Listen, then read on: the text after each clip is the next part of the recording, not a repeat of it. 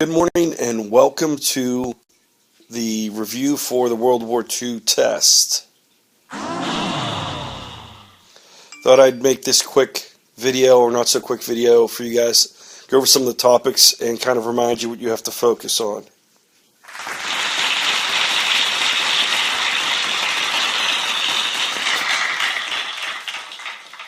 The key is to remember that as we were getting ready to go to World War II, you had the Great Depression going on worldwide, and that set the stage for a lot of what was happening.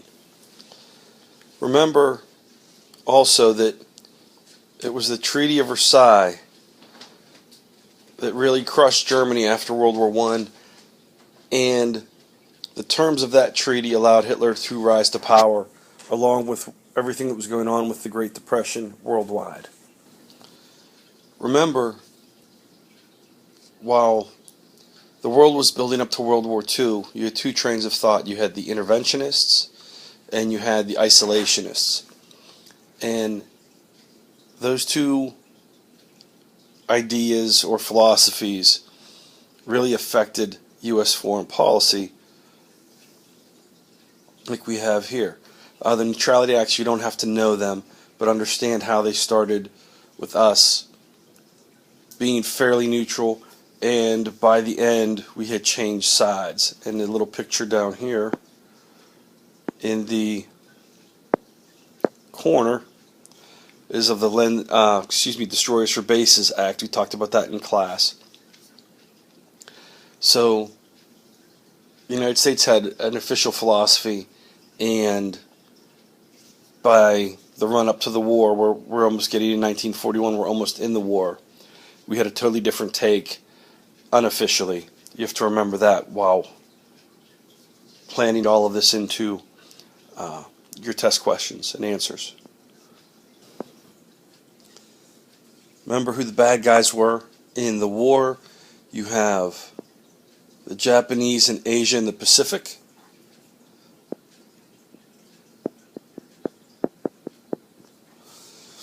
You have Nazi Germany rising in Europe, and Italy helping out in both Spain and North Africa. So these were the three groups, three countries that were causing issues. And remember, they were the Axis powers. Remember, in Europe, where World War II started, you have in 1939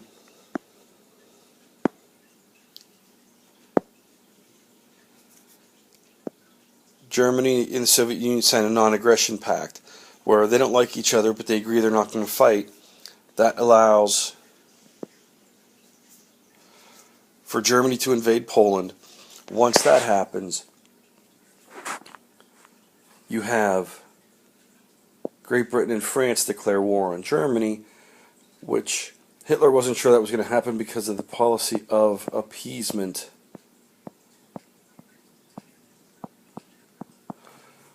Remember what appeasement was, where Germany kept doing things violating the Treaty of Versailles, and Great Britain and France didn't do anything because they were afraid to start a war and thought if they just gave in to Hitler's demands, there would be no war, and it would make them happy.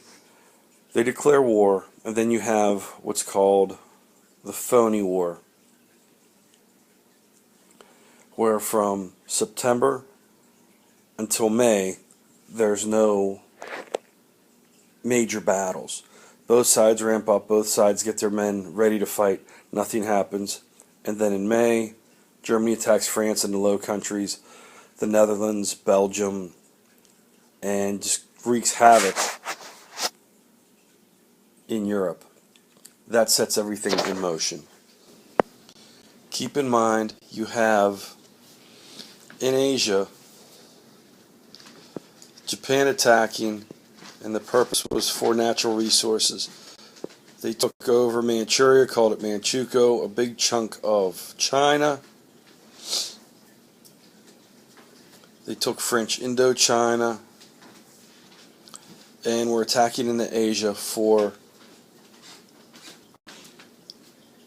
natural resources because Japan, being an island nation, doesn't have very many resources. It's very limited in size, and you can only get natural resources from what you can pull out of the ground.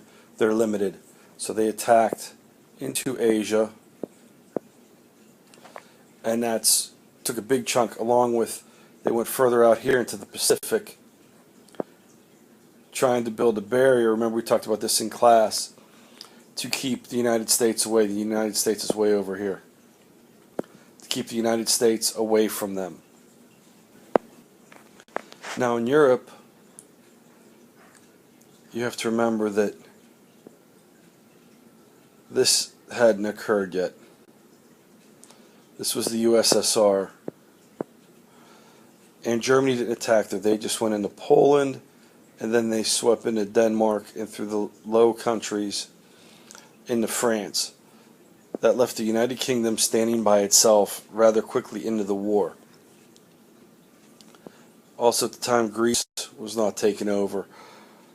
But that's beside the point. At one point, all of Europe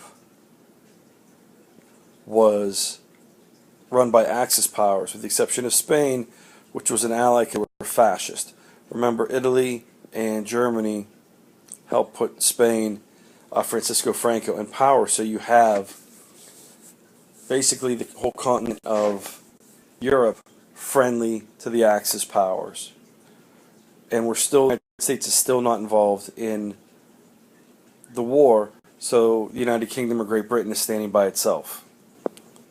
This takes us up to Pearl Harbor, which was December 7th, 1941, when Japan attacked the U.S. naval base at Pearl Harbor.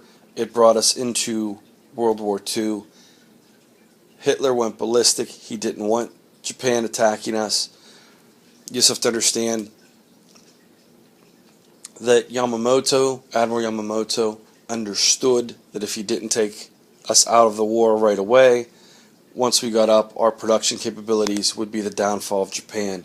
And he did turn out to be right. We talked about that in class. But Pearl Harbor is the day that brings us into World War II.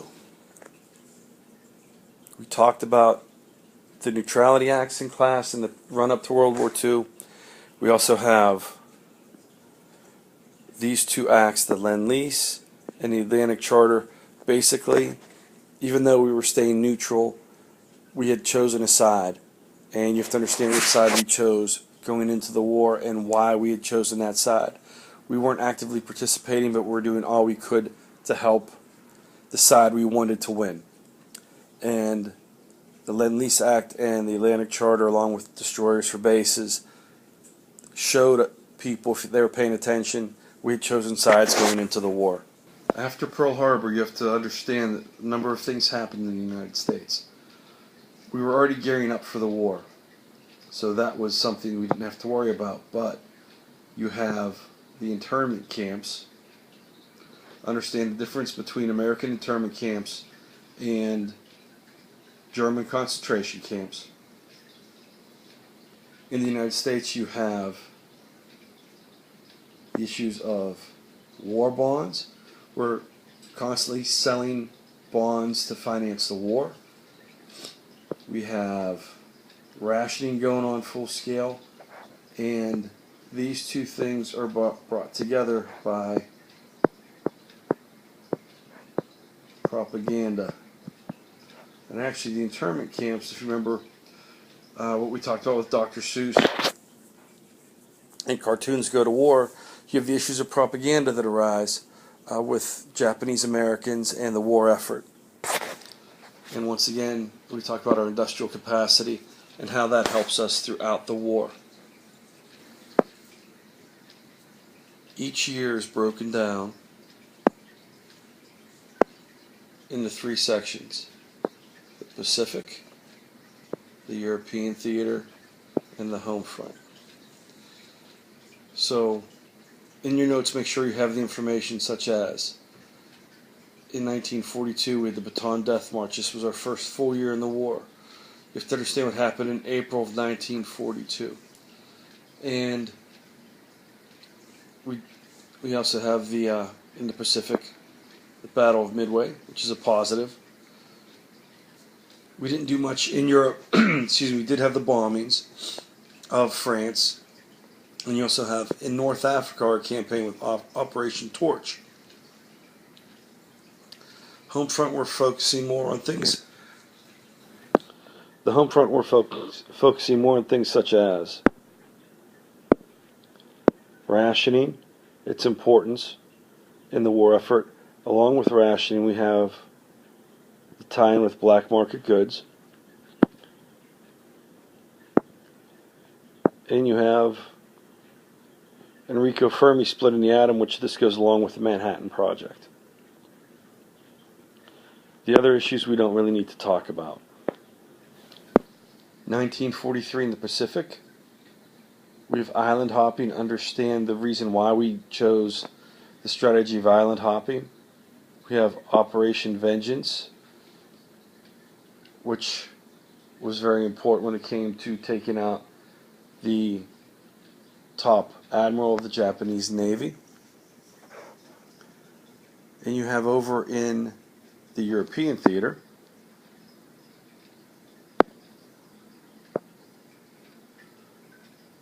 Operation Mincemeat and Operation Husky,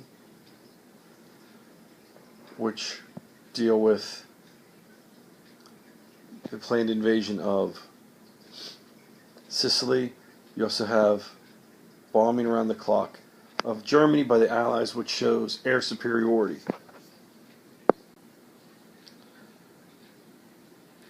On the home front, you have signs of unrest during the war. FDR has to freeze wages and prices, but you also have race riots break out in some of the larger U.S. cities. Detroit was one of them. In L.A., you have the Zoot Suit riots break out, which are also riots that are split the people along racial lines, ethnic lines. And you have some of the propaganda, the Führer's face, we talked briefly about. You get into the use of stereotypes and caricatures to define our enemies, which kind of goes along with the theme of the racial tensions that are causing issues in the United States during this time period and really come to the forefront in the 50s and 60s. In the Pacific Theater, the victories for the United States keep increasing. We're pushing the Japanese back further and further. General Tojo resigns as general and as Prime Minister of Japan. In Europe, we finally have DDay occur, which with DDay, we finally get our troops close to Germany on the continent.